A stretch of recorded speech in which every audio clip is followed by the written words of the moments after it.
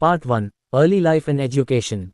Isaac Newton's journey from an unassuming countryside birth to becoming one of history's greatest scientific minds is a story of curiosity, perseverance, and intellectual brilliance. His early years, though filled with challenges, laid the foundation for the groundbreaking discoveries that would redefine humanity's understanding of the natural world. Birth and family background. Isaac Newton was born on December 25, 1642, Julian calendar, January 4, 1643, in the Gregorian calendar, in Woolsthorpe, Lincolnshire, England. His birth came just months after the death of his father, also named Isaac Newton, who was a prosperous but uneducated farmer. The elder Newton had been illiterate yet financially well off, possessing enough land to provide a comfortable life for his family. However, with his passing, baby Isaac's fate became uncertain. Newton's premature birth added another layer of concern. He was reportedly so tiny and frail that few believed he would survive infancy. His mother, Hannah Ayscough Newton, was left to raise him alone, but her priorities soon changed when she remarried in 1645 to Barnabas Smith, a wealthy clergyman from North Witham. This marriage profoundly affected Newton's early life. Hannah left 3-year-old Isaac behind, moving in with her new husband and entrusting his care to his maternal grandparents. This separation would leave a deep emotional scar, shaping Newton's reserved personality and perhaps contributing to the intense solitude he later embraced in his scientific pursuits. Childhood in Woolsthorpe. Newton's upbringing in Woolsthorpe was defined by isolation and introspection. The absence of his mother, coupled with a quiet rural setting, turned him into a contemplative and often reclusive child. He spent hours alone, absorbed in observation and hands-on experimentation. Unlike other children who engaged in farm work or play, Newton displayed an early passion for mechanical contraptions. Stories from his childhood illustrate this curiosity. He built intricate windmills, water clocks, and sundials, showcasing an innate understanding of mechanical principles. One particularly famous tale recounts how he constructed a small windmill powered by a mouse running inside a wheel. He also observed how wind direction influenced the efficiency of windmills, an early sign of his analytical thinking. Despite his mechanical aptitude, Newton did not initially excel in formal education. His early schooling was sporadic and unimpressive, which made it seem unlikely that he would one day attend university. Schooling and academic awakening. Newton's first formal education took place at the King's School in Grantham, about 10 miles from Woolsthorpe. He moved there around the age of 12, living in the home of an apothecary named Clark.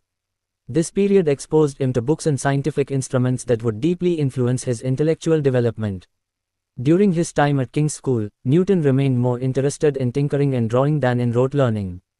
However, a turning point came when his mother, now widowed for the second time, attempted to pull him out of school in 1659 so that he could manage the family estate. Newton's lack of interest in farming became evident, and his apparent failure at this task convinced his mother and his schoolteachers that he was destined for greater things. Recognizing his academic potential, his uncle, Reverend William Ayscough, intervened, persuading Hannah to allow Newton to pursue higher education.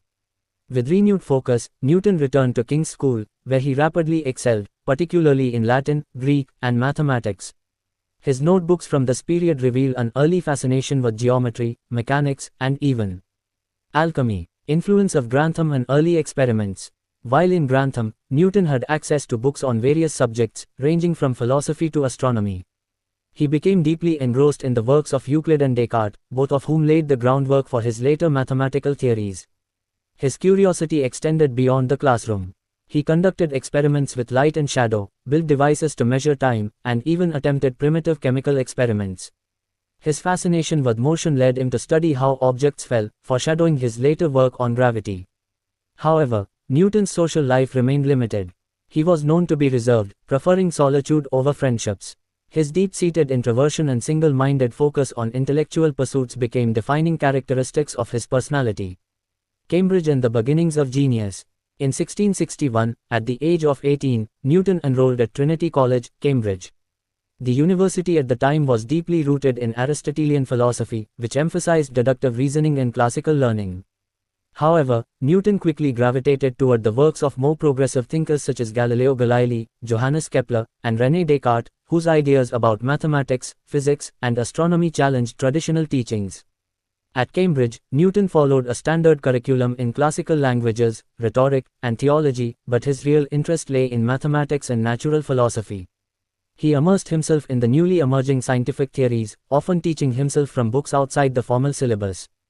During this period, Newton encountered the work of Isaac Barrow, a professor of mathematics who recognized his extraordinary talent. Barrow's mentorship played a crucial role in shaping Newton's mathematical abilities, particularly in geometry and calculus. Newton's notebooks from his Cambridge years reveal an obsession with understanding the fundamental laws of nature. He explored topics like motion, light, and planetary motion, systematically questioning established knowledge. His method of self-education, involving meticulous note-taking and independent experimentation, became the foundation of his future breakthroughs. The Plague Years and intellectual breakthrough. Just as Newton's intellectual journey was gaining momentum, the Great Plague of 1665 forced Cambridge to close, sending students back home. While this disrupted formal education, it unexpectedly became one of the most productive periods of Newton's life. Returning to Woolsthorpe, he entered a 2-year phase of intense intellectual creativity. This period, often referred to as Newton's Annus Mirabilis, Year of Wonders, saw him develop revolutionary ideas that would later become the foundation of modern physics and mathematics. It was during these years that Newton formulated the early principles of calculus, which he called the method of fluxions. Made groundbreaking discoveries in optics, including experiments with prisms to show that white light is composed of different colors. Began developing his theory of gravity, inspired by observing a falling apple, though the famous apple story is somewhat romanticized. By the time Newton returned to Cambridge in 1667, he had already laid the groundwork for his greatest scientific achievements. Conclusion: the birth of a genius. Isaac Newton's early life was shaped by hardship, solitude, and an insatiable thirst for knowledge. From a frail, abandoned child in Woolsthorpe to a prodigious student at Cambridge, every challenge he faced became fuel for his intellectual fire. His ability to question, experiment, and think beyond established norms set him apart as a truly extraordinary mind. As Newton re-entered academia, his discoveries during the Plague Years would soon transform into the most important scientific breakthroughs in history. The next phase of his life would see the publication of Principia Mathematica, where he would define the laws of motion and universal gravitation, forever changing the way humanity understood the universe. Part 2: Scientific Revolution and Early Discoveries. Isaac Newton's transition from a promising student at Cambridge to a revolutionary scientist was marked by years of intense study, experimentation, and intellectual breakthroughs. His early discoveries in mathematics, optics, and mechanics laid the foundation for his later masterpiece, Philosophiae Naturalis Principia Mathematica, commonly known as the Principia. During this period, Newton moved beyond the teachings of his time, challenging Aristotelian physics and refining the scientific methods that would shape the modern world. This phase of Newton's life, spanning roughly from 1664 to 1672, saw some of his most significant early contributions. His development of calculus, a new mathematical framework for understanding change and motion. His groundbreaking work in optics, including his studies on the nature of light and color. His advances in mechanics, particularly his early thoughts on motion and gravity. His growing reputation within the scientific community, despite conflicts and controversies with fellow scholars. Newton at Cambridge, a mind beyond his time. Newton returned to Trinity College, Cambridge, in 1667, following 2 years of intense self-study during the Great Plague. By this time, he had already formulated revolutionary ideas in mathematics and physics. However, Cambridge's curriculum remained grounded in Aristotelian philosophy, emphasizing classical logic rather than experimental science. This traditional approach frustrated Newton, who had already been deeply influenced by the works of Galileo, Kepler, Descartes, and Wallace.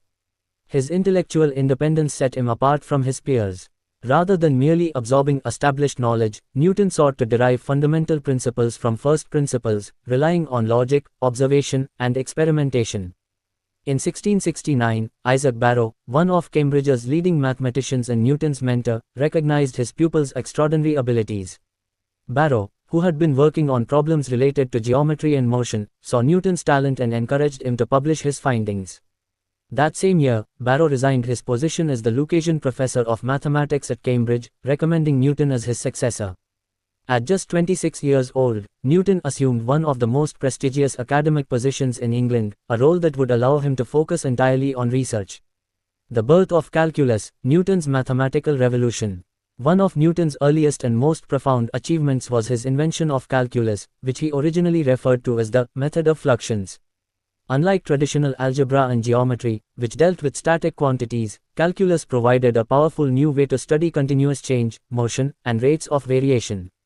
Newton's work in calculus emerged from his attempts to solve problems related to tangent lines, velocity, and areas under curves. He realized that these seemingly unrelated problems could be solved using a unified approach based on infinitesimal quantities, extremely small changes in variables. Some key aspects of Newton's calculus included fluxions in fluents. Newton defined variables that changed over time as fluents, and their rates of change as fluxions. This concept closely resembles modern differentiation. Inverse method of fluxions. Newton recognized that differentiation and integration were inverse processes, an insight that later became the fundamental theorem of calculus. Applications in physics. Newton used calculus to analyze problems in motion, planetary orbits, and mechanics, showing that it was not just a mathematical tool but a fundamental part of understanding nature. However, Newton did not immediately publish his findings, preferring to refine his ideas privately. This secrecy later led to the infamous Newton-Leibniz controversy, as the German mathematician Gottfried Wilhelm Leibniz independently developed calculus around the same time and published his results first. Newton's breakthroughs in optics, understanding light and color. During the late 1660s and early 1670s, Newton turned his attention to optics, another field that had puzzled scientists for centuries. At the time, the dominant belief, rooted in Aristotelian thought, was that light was a uniform, homogeneous entity. Newton's experiments shattered this assumption. Using a glass prism, Newton demonstrated that white light was not a simple, single entity but was composed of multiple colors. His key discoveries included dispersion of light. Newton showed that when white light passed through a prism, it split into a spectrum of colors: red, orange, yellow, green, blue, indigo, and violet. Nature of color. He proved that colors were intrinsic properties of light, not modifications caused by interaction with objects, as many had previously thought. Recombination of light. By passing the separated colors through a second prism, he was able to recombine them back into white light, proving that colors were components of white light rather than transformations of it. These experiments led Newton to propose the particle theory of light, suggesting that light consisted of tiny particles, or corpuscles, moving in straight lines. This theory clashed with Christiaan Huygens' wave theory, leading to intense debates. Newton's work in optics also led to practical advancements in telescope design. At the time, telescopes suffered from a problem called chromatic aberration, where lenses distorted colors. To overcome this, Newton designed the first practical reflecting telescope in 1668. Instead of using lenses, he used a curved mirror, which improved image clarity and reduced distortion.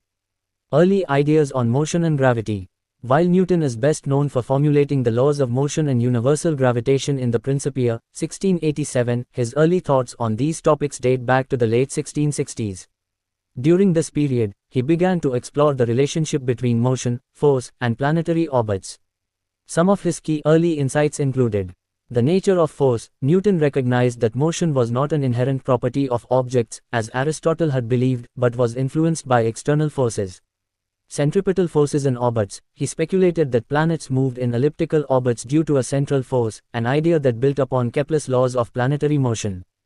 Gravity as a universal force. Newton began considering whether the same force that pulled an apple to the ground could also govern the motion of the moon and planets. Although he had not yet fully developed his gravitational theory, these early insights set the stage for his later work. Scientific recognition and rising conflicts. As Newton's discoveries gained attention, his reputation within the scientific community grew. However, his interactions with fellow scholars were often marked by conflict and secrecy.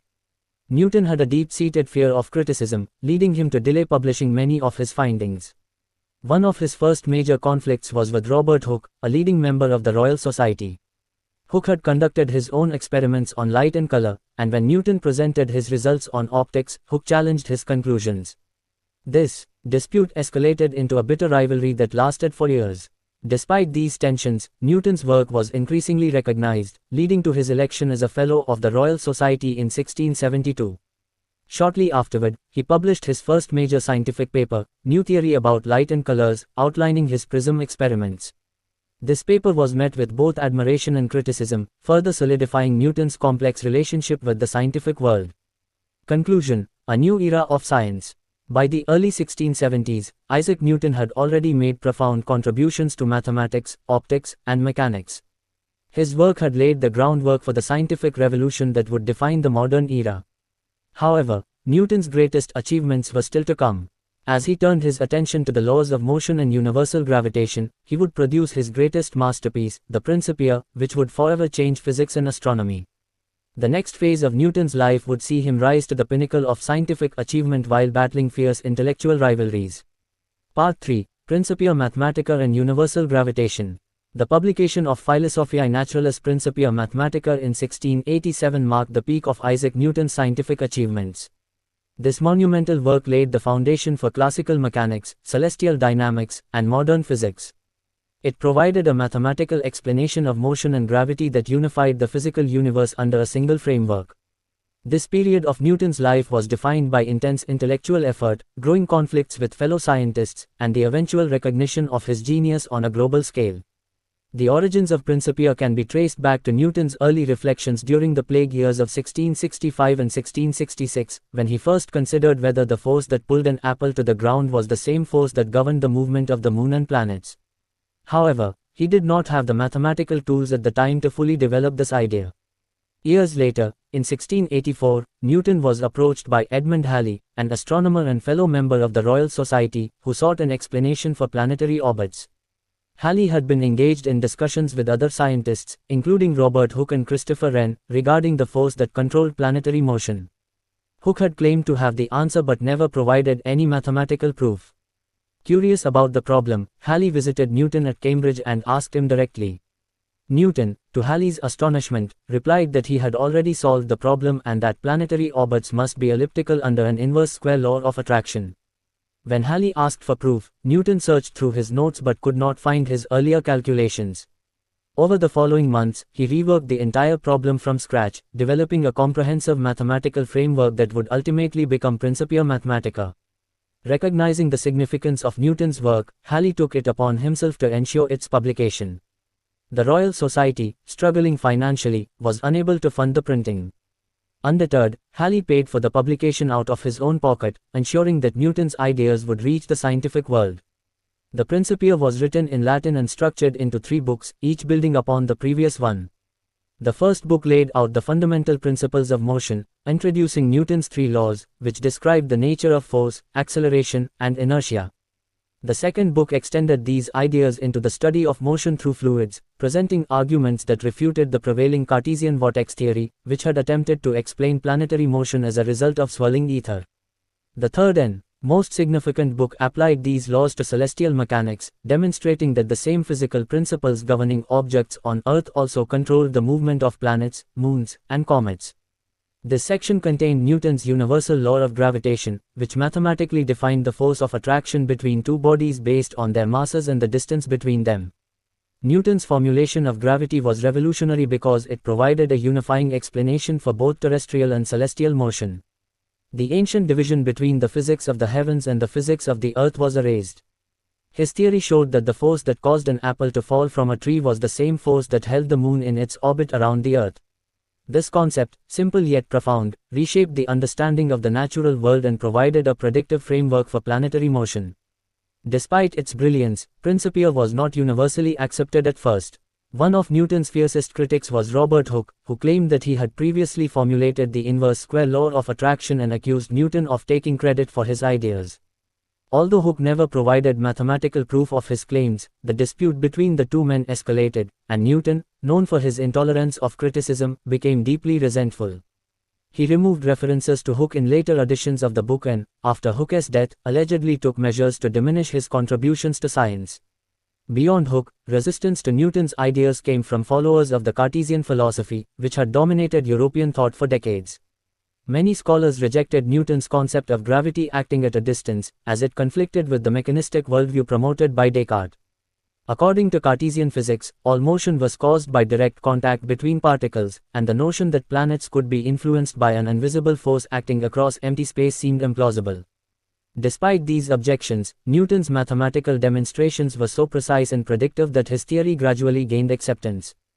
Among Newton's supporters was Edmund Halley, who not only championed Principia but also used its principles to predict the return of a comet that would later bear his name. Other European scientists, including Christian Huygens and Gottfried Wilhelm Leibniz, recognized the significance of Newton's work, though not without engaging in disputes over priority in mathematical discoveries. The impact of Principia was immense. Over time, it became the foundation of modern physics, governing everything from planetary motion to engineering principles. The laws of motion it introduced remained unchallenged for over 2 centuries until Albert Einstein's theory of relativity refined the understanding of gravity. Newton's ability to describe the universe with precise mathematical laws marked a turning point in the history of science, shifting it from a field dominated by speculation and philosophy to one based on observation, experiment, and rigorous mathematical reasoning. With the publication of Principia, Newton's reputation reached new heights. He was no longer just a reclusive scholar at Cambridge but now a figure of immense influence. His scientific achievements placed him at the center of intellectual and political life, leading to his eventual departure from academia and his entry into government service. The next phase of his life would be defined by power, intrigue, and conflicts that extended beyond the realm of science. Part 4: Power, Conflict, and the Later Scientific Pursuits. Following the publication of Principia Mathematica, Isaac Newton's life underwent a profound transformation. No longer just a secluded scholar at Cambridge, he became a figure of national and international influence. His ascent to power in England, particularly through his appointment at the Royal Mint, marked a dramatic shift in his career. Alongside his growing political and administrative responsibilities, he became embroiled in intense personal rivalries, particularly with Gottfried Wilhelm Leibniz over the invention of calculus. At the same time, Newton continued his scientific investigations, delving into alchemy and theological studies that revealed a lesser-known side of his intellectual pursuits. After the release of Principia, Newton's reputation soared, making him a revered authority in the scientific world. However, despite his growing fame, he became increasingly disillusioned with academic life at Cambridge. His years of isolation and intense intellectual labor had left him drained, and he sought a new direction that would allow him to wield greater influence beyond the university. In 1696, an opportunity presented itself when he was appointed Warden of the Royal Mint, a position that eventually led to his role as Master of the Mint. This move marked a turning point in his life, shifting him from theoretical science to practical governance. At the Royal Mint, Newton was tasked with overseeing England's currency, which was in a state of crisis due to widespread counterfeiting and debasement. He approached the job with the same analytical rigor that had defined his scientific work. His efforts to reform the currency included supervising the Great Recoinage of 1696, during which old, clipped, and degraded coins were replaced with newly minted ones. He also launched an aggressive campaign against counterfeiters, personally investigating cases and ensuring that forgers were brought to justice. His meticulous approach made him highly effective in this role, and he quickly gained a reputation as a fierce and determined administrator. While Newton's position at the Royal Mint elevated him within England's political hierarchy, it also distanced him from the world of academia. He resigned from his Cambridge professorship in 1701, marking the end of his formal teaching career. His increasing involvement in public affairs eventually led to his election as President of the Royal Society in 1703, solidifying his status as the leading scientific authority in Britain. This new role, however, brought him into direct conflict with other prominent intellectuals, particularly Gottfried Wilhelm Leibniz. The dispute between Newton and Leibniz over the invention of calculus became one of the most infamous controversies in the history of science. Both men had independently developed the fundamental principles of calculus, but their approaches differed. Newton had formulated his ideas in the mid-1660s, but he had been reluctant to publish them. Leibniz, working in Germany, developed a similar system and published his findings in 1684, nearly 2 decades after Newton's initial discoveries. When accusations arose that Leibniz had plagiarized Newton's work, a bitter feud erupted. Newton's supporters, particularly those within the Royal Society, claimed that Leibniz had borrowed ideas from Newton without proper credit. Leibniz, in turn, argued that he had developed his system independently. The conflict escalated into a prolonged intellectual battle, with each side attempting to discredit the other. Newton, leveraging his position as President of the Royal Society, orchestrated an official inquiry into the matter, ensuring that the final verdict favored his claims. The dispute severely damaged Leibniz's reputation and left a lasting rift between British and continental mathematicians. As Newton's influence in public life grew, his scientific pursuits began to take on a more esoteric nature. He became deeply interested in alchemy, a subject that he had studied privately for many years but had never openly discussed. Unlike modern chemistry, alchemy was rooted in mystical and philosophical traditions, aiming to transform base metals into gold and uncover the secret properties of matter. Newton's notebooks reveal that he spent countless hours conducting alchemical experiments, meticulously recording his findings and searching for hidden truths about nature. His fascination with alchemy was closely tied to his theological beliefs. Newton was a deeply religious man, but his views often diverged from mainstream Christian doctrine. He privately rejected the doctrine of the Trinity, believing instead in a more unorthodox interpretation of Christianity that emphasized a direct relationship with God. He devoted much of his later life to biblical scholarship, studying ancient texts and attempting to decipher prophecies. His writings on theology, though extensive, were never published during his lifetime, likely due to fear of persecution for his unorthodox beliefs. Despite his growing focus on alchemy and theology, Newton continued to refine his scientific theories. In 1704, he published Optics, a work that expanded on his earlier studies of light and color. Unlike Principia, which was highly mathematical and abstract, Optics was written in a more accessible style, making it widely read and influential. The book presented a series of experiments demonstrating the nature of light and its interactions with matter, reinforcing Newton's earlier conclusions about the composition of white light and the role of prisms in separating colors. Newton's later years were marked by increasing isolation and paranoia. He had always been fiercely protective of his ideas, but as he aged, his distrust of others deepened. He maintained strict control over the Royal Society, using his influence to suppress rivals and ensure that his legacy remained unchallenged. He continued to engage in disputes, including a long-standing rivalry with John Flamsteed, the Astronomer Royal, over access to astronomical data. Newton's aggressive tactics in these conflicts often alienated former allies, but his reputation remained largely untarnished in the public eye. By the early 1720s, Newton's health began to decline. He suffered from various ailments, including kidney stones and digestive issues, which gradually weakened him. Despite his physical deterioration, he remained mentally sharp and continued to work until his final years. He passed away in 1727 at the age of 84, leaving behind a legacy that would shape the course of science for centuries. Newton's later life was a complex blend of political power, scientific brilliance, and personal conflict. His transition from scholar to public official demonstrated his ability to apply his intellectual talents beyond theoretical physics, influencing economic policy and government administration. His disputes with Leibniz and other contemporaries highlighted the intense competition that defined the scientific community of the time.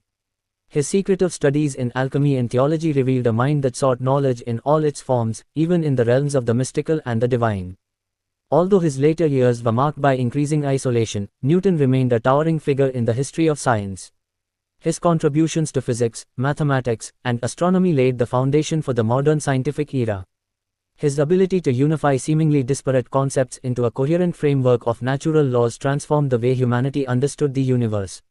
Even as he delved into more obscure subjects, his influence on scientific thought remained unparalleled. The final years of Newton's life were a reflection of his relentless pursuit of knowledge and his unwavering belief in the power of reason. His legacy, cemented by Principia Mathematica, continued to inspire generations of scientists and thinkers. His impact extended far beyond his own time, shaping the trajectory of physics, mathematics, and philosophy for centuries to come. Part 5: Legacy, Influence, and the Transformation of Science. The final chapter of Isaac Newton's life did not mark the end of his influence, rather, it signified the beginning of his transformation into a monumental figure in the history of human thought. His discoveries in physics and mathematics shaped the course of scientific progress for centuries, establishing principles that remained fundamental long after his passing. Newton's legacy extended beyond the realm of science, influencing philosophy, economics, and even the way humanity perceived its place in the universe. His ideas inspired generations of scholars, engineers, and visionaries who built upon his work, propelling the Enlightenment and the Industrial Revolution. The impact of Newton's discoveries was not confined to the academic world but spread into practical applications that transformed industry, navigation, and engineering. The influence of Principia Mathematica endured far beyond Newton's lifetime, forming the foundation of classical mechanics. The laws of motion and the concept of universal gravitation became the basis for understanding physical interactions on Earth and in space. These principles provided a precise mathematical framework that allowed scientists to predict the movement of celestial bodies, engineer complex machinery, and explore the fundamental nature of force and energy. The predictive power of Newtonian mechanics made it an essential tool for astronomers and physicists, enabling them to chart the paths of planets and comets with unprecedented accuracy. Newton's scientific revolution extended beyond mechanics. His work in optics transformed the study of light and color, paving the way for technological advancements in lenses, microscopes, and telescopes. His theory that white light was composed of a spectrum of colors became a fundamental principle in physics, leading to the development of spectroscopy and the deeper exploration of the properties of electromagnetic radiation.